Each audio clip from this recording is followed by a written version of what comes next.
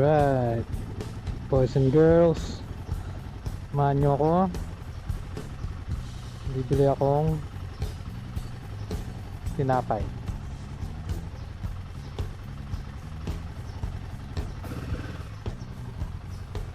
First time natin testingin na KY Pro ang gamit natin mic. Bale yung intercom. Alright, let's go.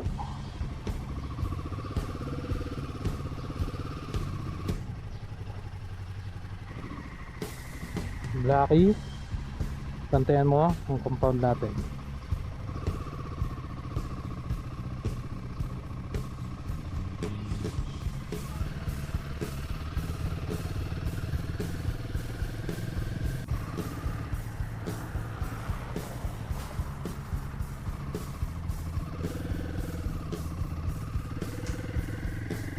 So dito tayo ngayon. Ito ang Bawan San Pascual Bypass Road. Ganda sana, kaso lang madilim paggabi. Sobrang dilim. May mga parts dito na asfalto. Ayan, makikita niyo. Patag na patag. And maluwag. Ito, ang dulo nito parang junction siya. Kumaliwa ka papuntang Mabini, pag kumanan ka papuntang Kalatagan. Siyempre may daan din papuntang Lipa. Ngayon pupunta tayong Cuenca, bibili tayong tinapay.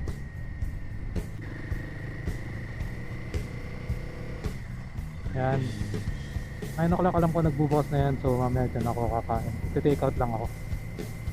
Bulabog. Ano nga ba na nagawa nilang tarmac? Asfalto na nila yung halos po. Tapos importante, meron ng may linya na. Iba kasi wala. Meron dito sa kanan shortcut papunta dun sa Cuenca, pero parang mas gusto ko yung long way.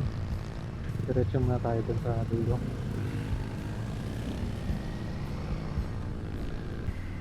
Akala ko maalik ka dun sa side niya, kaya ako kumaliwa. Salina House, Soto Grande Hotel. Tambakan ng BYD, mga kotse, dami. Dito yata mas kita.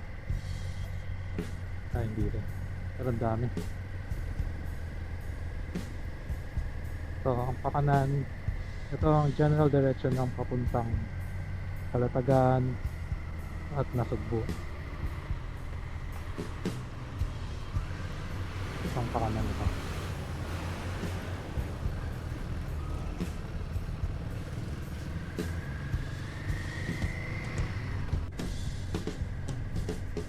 So kahit saan ka pumunta sa Pilipinas, basta National Highway, ganito. Tricycle, uy mabait to, kumanan siya. Kailangan i-comment yung mga ganito. Minsan okay din kahit mabagal lang, makakarating din naman. Dapat lagi tayong hindi tumututok dyan sa nasa harapan natin, lalo mga ganyan malalaki. Baka may malaglag dyan bigla o kung ano man, wala kang laban. Ito ang bayan ng, actually di ko alam, Cuenca na yata pa rin to, pero kasi pag kumanan dito papuntang Cuenca at Alitagtag bandang Mount Makulot, doon tayo pupunta. Nandun pilihan ng tinapay. So kapag nasa Pilipinas kayo, kapag ganitong mga national highway, pero dito syempre masikip, pero pag kahit maluwag, ang nangyayari, ang overtaking lane nagiging yung kanan part ng kalsada. Ewan ko, pero ganun talaga. Alright, bayan ng Cuenca, tanaw na ang Mount Makulot. Wala kung bakit Mount Makulot pangalan yan, pero ganyan na yan, yan na siya. Dati pa siyang Mount Makulot. Alitagtag pa rin nakikita akong mga address. Baka nga alitagtag pa to. Yan ang Mount Makulot. At ito ang tricycle na nasa fast lane. Try natin patabihin.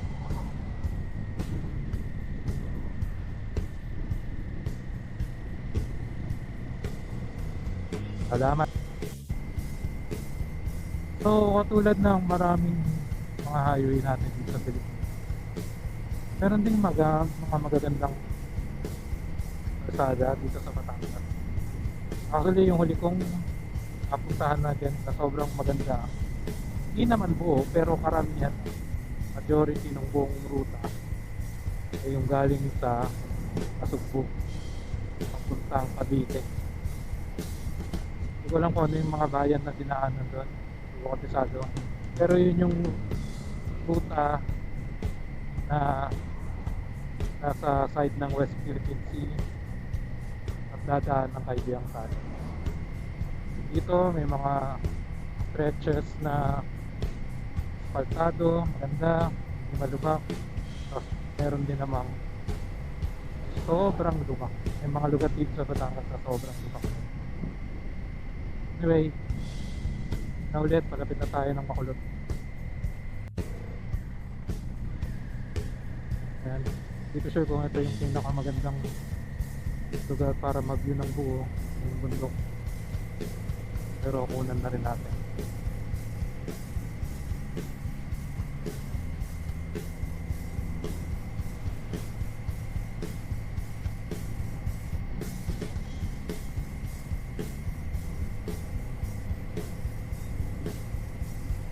Nice, ganda rin. Ayan, so nakarating na tayo sa bakery. Kailangan natin bumili ng tinapay. Sapat ng Mount Makulot.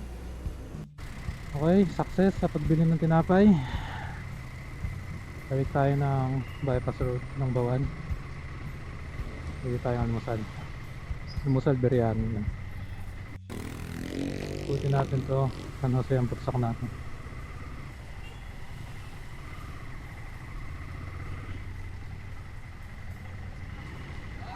Traffic, traffic. Dito tayo, malapit na sa mini zigzag road ng Cuenca.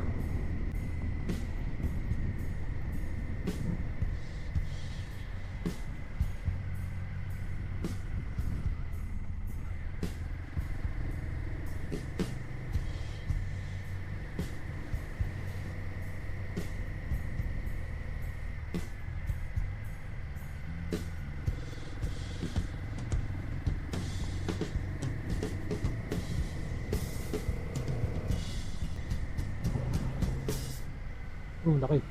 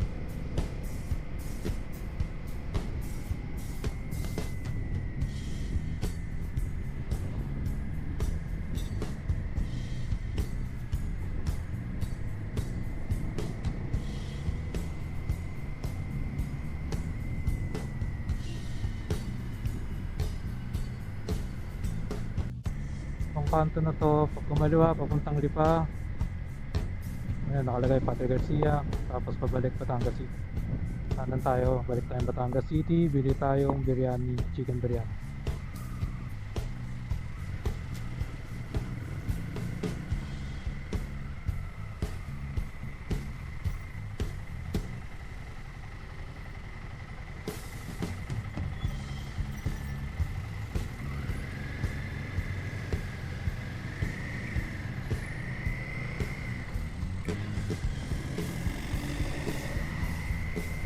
Yan, kitang kita nyo naman National Highway pero nakagitna pa halos e-bike. Walang ba't di sila natatakot?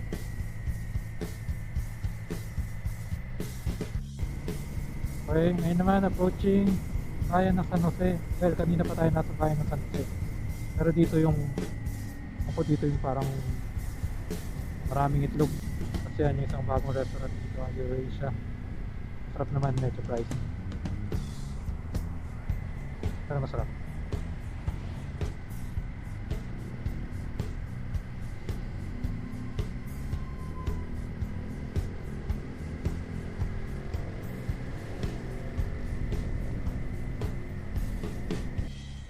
Approaching LTO. Ito na yata LTO. At ang pinaka the best agency sa Pilipinas. Okay, back again. Buwan, San Pascual, Bypass Road. Sa mapa nakalagay diversion, di ko alam ano. Kasi yung kabila, yung mismong paglalabas ng Sartol, bagsak ng diversion road. Eto, bago-bago to. Siguro, ewan ko, baka dalawang diversion road. Baka diversion road talaga tawag dito. Kasi sa akin, parang natawag ko na sa bypass road. Okay, malapit na tayo sa Bulabog. Gutom na rin ako pero take out ko na lang. Ito isang example ng sinasabi ko, asfaltado nga pero hindi pa rin hanggang ngayon nilalagyan ng linya.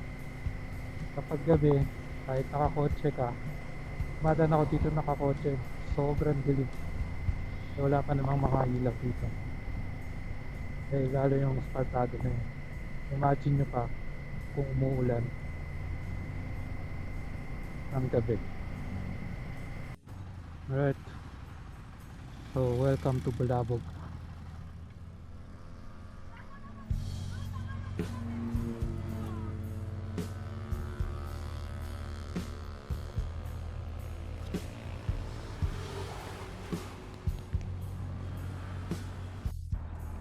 Alright, success. Kabila ng chicken biryani, almusal.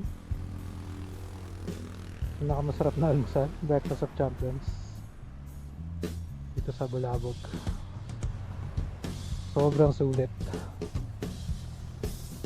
Hidden gem ng Batangas City. Marami pa dito, kapareho halos. Pero yung isang natikman namin, hindi ganun kasarap kumpara dito sa Bulabog. Iba ang dating nitong Bulabog bukod sa sulit. 200 pesos 2 piece chicken tas biryani na. Alright, laters, pauwi na. Dami rin kainan dito sa bypass road nito. Karamihan, goto, lomi, bulalo. Yan, diba? Kasi itong spot na to dito parang dalawa yata yung mga biryani.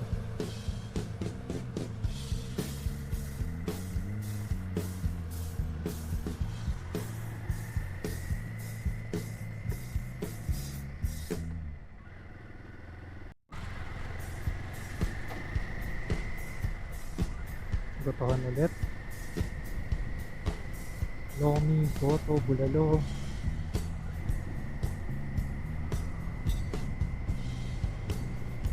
Ito ang ruta na to. Dulo nito papuntang diversion road ng Batangas City, meaning yun yung tumbok ng Startol, ang pinakahuling exit ng Startol pag galing kang north.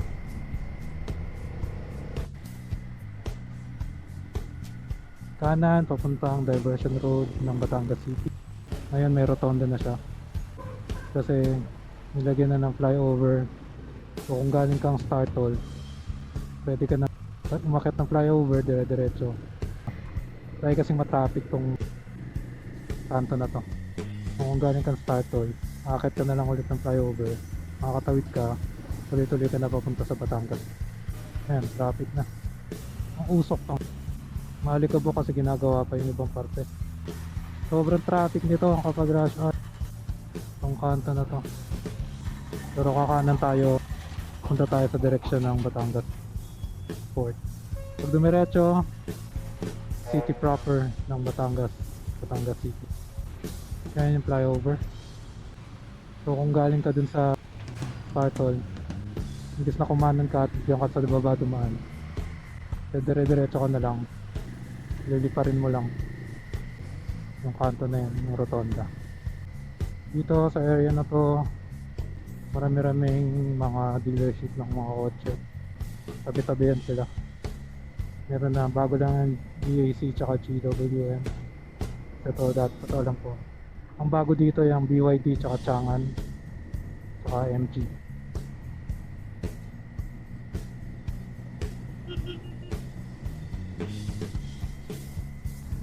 So yung nakikita nyo bandang Jollibee na yan, kaliwa mo dyan may Shopwise, pero yan yung tinatawag nilang Grand Terminal, bus terminal dito.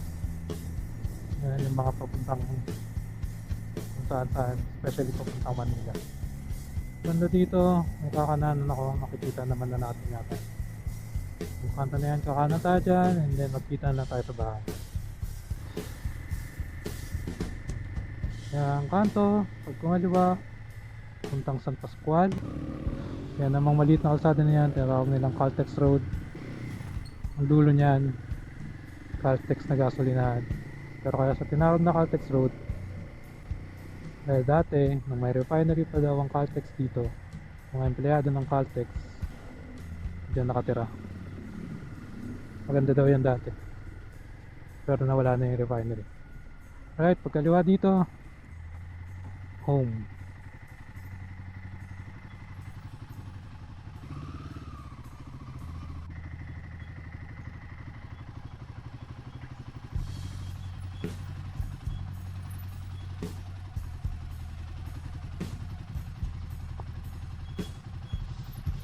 Alright, home. Nasa na ang aso ko? Arya!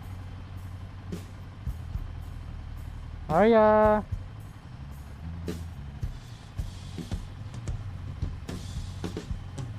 Arya!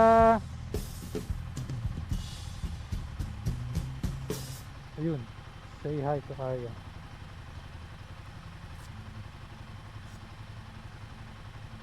Right, next time ulit.